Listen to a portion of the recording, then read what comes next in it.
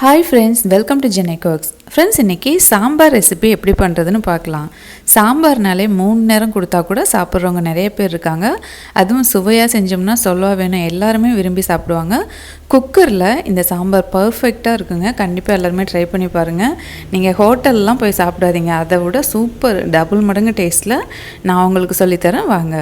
150 gram அல்லது 100 gram அளவுக்கு குக்கரில் துவரம்பருப்பு எடுத்துக்கோங்க. அதை தண்ணி விட்டுட்டு ஒரு 2-3 டைம் நல்லா கழுவி எடுத்துக்கோங்க. ஏன்னா அந்த பருப்புலாம் பூச்சி வைக்காமல் இருக்குன்றதுக்காக நிறைய கெமிக்கல்ஸ்லாம் யூஸ் பண்ணுவாங்க. பொதுவாக நம்ம கடையில் தான் வாங்கி யூஸ் பண்ணுவோம் பருப்பு. அதனால் 2-3 டைம் நல்லா கழுவிட்டு 1/2 லிட்டர் அதில் தண்ணி ஊற்றிக்கோங்க. 1 டேபிள் ஸ்பூன் அளவுக்கு ஆயில் சேர்த்துட்டு ஒரு 1/4 டீஸ்பூன் மஞ்சத்தூள் போட்டுக்கோங்க. ஸ்டவ் ஆன் பண்ணிவிட்டு அடுப்பில் வச்சுக்கோங்க குக்கரை. இப்போ உடனே மூடி போடக்கூடாது, ஒரு கொதி வரட்டும், அதுக்கப்புறம் தான் மூடி போடணும். முறையாக குக்கரில் எந்த பொருள் சமைச்சாலும் இந்த மாதிரி தான் சமைக்கணும்.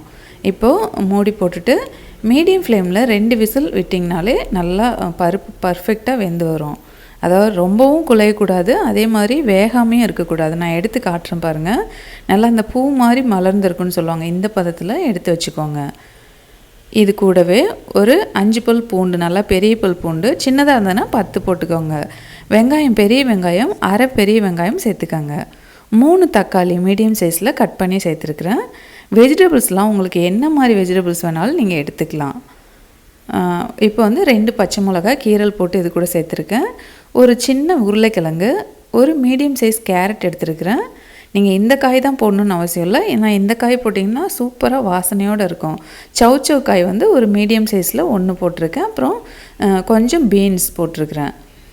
அவ்வளோதான். இது கூட இன்னும் ஒரு 1/2 லிட்டர் தண்ணி ஊற்றிக்கோங்க. மொத்தமாகவே பருப்பு வேக வைக்கும்போது 1 லிட்டர், இப்போ ஒரு 1/2 லிட்டர், இப்போ 1/2 லிட்டர் சேர்த்துருக்கேன். புளி தேவையான அளவு சேர்த்துட்டு தேவையான அளவு உப்பும் போட்டு ஸ்டவ் ஆன் பண்ணிவிட்டு இதை அப்படியே கொதிக்க விடுங்க.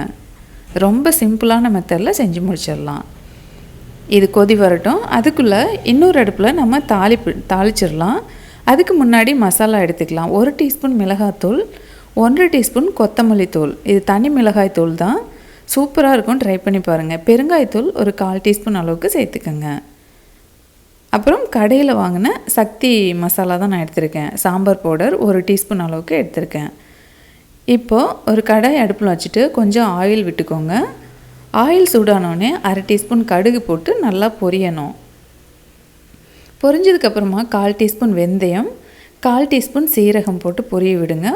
2 வரமிளகாய் இது கூட கிள்ளி போட்டுக்கோங்க. உங்களுக்கு காரம் கம்மியாக வேணும்னா இதெல்லாம் குறைச்சிக்கோங்க. மிளகாத்தூள், பச்சை மிளகாலாம் குறைச்சிக்கோங்க. அந்த மிளகாய் நிறம் மாறினோடனே ஒரு கொத்து கருவேப்பிலை போட்டுக்கலாம்.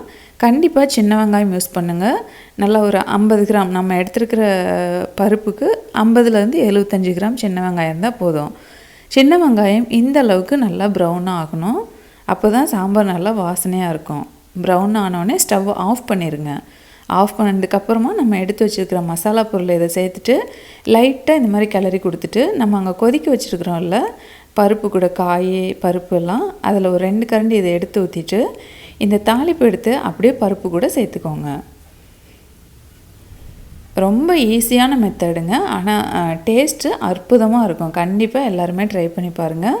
நீங்கள் சாம்பார் பவுடர் கடையில் வாங்கினது, வீட்டில் அரைச்சது, எது வேணாலும் 1 டீஸ்பூன் அளவுக்கு சேர்த்துக்கோங்க. இப்போ குக்கர் மூடி போட்டு ஒரே ஒரு விசில் மட்டும் விட்டு எடுத்துக்கலாம். ஏன்னா அந்த வெங்காயம் காய்கறியெல்லாம் வேகணும். ஒரு விசிலில் சூப்பராக வெந்து வந்துடும். ஒரு விசில் வந்ததுக்கப்புறம் அந்த ஸ்டீம் அடங்கினதுக்கப்புறமும் குக்கர் மூடி திறங்க. இப்போ திறந்ததுக்கப்புறமா அடுப்பில் வச்சு ஒரு கொதி விட்டு எடுத்துக்கலாம். உப்பும் தேவையான அளவு நான் ஏற்கனவே போட்டுட்டேன், சொல்ல மறந்துட்டேன். எல்லாம் போட்டுட்டு இப்போ ஒரு கொதி விட்டு எடுத்துக்கோங்க. பாருங்கள், சரியான பதத்தில் அந்த சாம்பாரோட அந்த கன்சிஸ்டன்சி கரெக்டாக இருக்குது. ஒரு கொதி விட்டு ஆஃப் பண்ணிவிட்டு கடைசியாக கொத்தமல்லி எல்லாம் தூவிக்கோங்க. ஒரு பர்ஃபெக்டான சாம்பார் குக்கரில் தயார் பண்ணிவிட்டோம். நீங்கள் ட்ரை பண்ணுங்கள். ட்ரை பண்ணிவிட்டு எப்படி இருக்குன்னு உங்கள் மறக்காமல் ஃபீட்பேக் சொல்லுங்கள். இந்த வீடியோ பிடிச்சிருந்தா உங்கள் ஃப்ரெண்ட்ஸ் அண்ட் ரிலேட்டிவ் கூட ஷேர் பண்ணுங்கள். அப்போ தான் நிறைய பேர் ஈஸியான மெத்தடில் சாம்பார் வச்சு நல்லா அருமையாக சாப்பிடுவாங்க. தேங்க்யூ, பாய்.